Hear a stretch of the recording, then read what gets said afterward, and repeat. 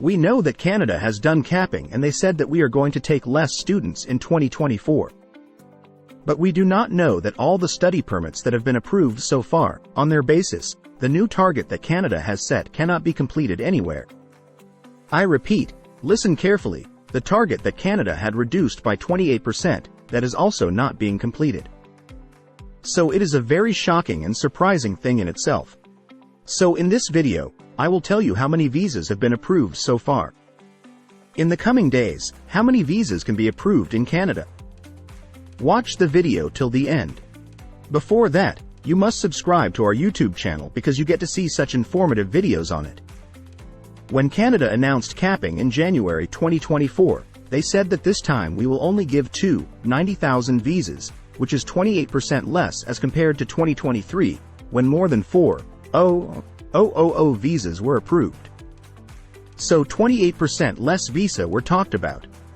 But here we will understand that if Canada wants to give 90,000 visas, then they need 5.5 lakh applications which they have to process. Because they have said that 60% approval rate will remain, out of which 40% application will be refused. 60% which on an average remains every year. It is not that it is going to happen in 2024. It remained the same in 2023, 2022.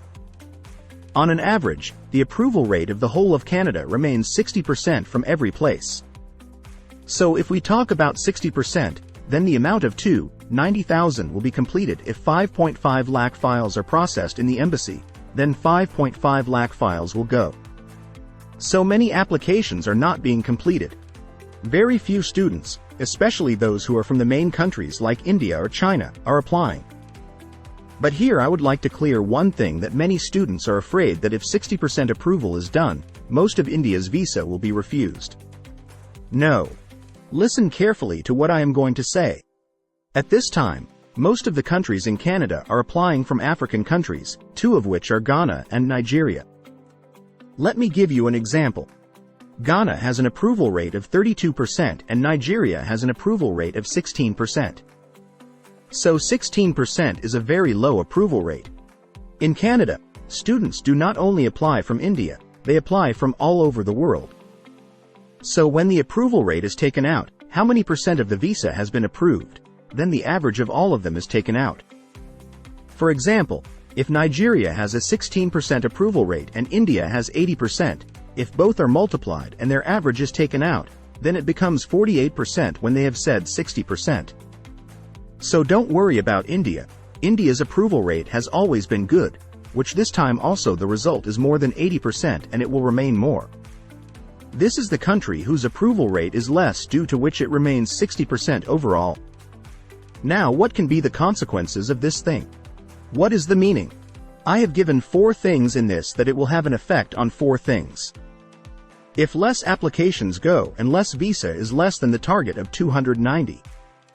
First of all, they will have to increase the visa success rate.